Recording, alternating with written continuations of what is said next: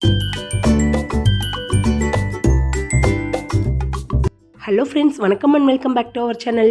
இன்றைக்கி நம்ம சேனலில் என்ன வீடியோ பார்க்க போகிறோம்னா, ஒரு சுலபமாக செய்யக்கூடிய உப்பு கடலை ரெசிபி தான் செய்ய போகிறோம். இந்த உப்பு கடலையை நம்மளே சுலபமாக நம்ம வீட்டில் எப்படி செய்கிறதுன்னு தான் இந்த வீடியோவில் பார்க்க போகிறோம். வாங்க வீடியோக்குள்ளே போகலாம். இந்த வீடியோ பிடிச்சிருந்தா நம்ம சேனலை லைக் பண்ணுங்கள், ஷேர் பண்ணுங்கள், சப்ஸ்கிரைப் பண்ணுங்கள். பிளேட்டில் கொஞ்சமாக மஞ்சத்தூள் சேர்த்துக்கிறேன்.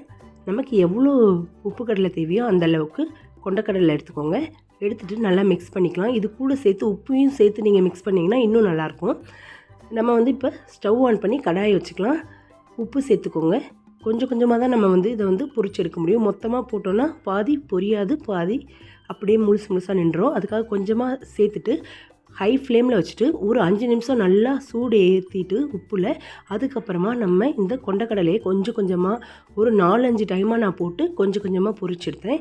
போட்டுட்டு நம்ம இந்த மாதிரி வறுக்கும் போது ஒரு 2 இல்லை 3 நிமிஷத்துலேயே உங்களுக்கு நல்லா சூப்பராக அழகாக இந்த மாதிரி சேஞ்ச் ஆகி வெந்து வந்துடும்.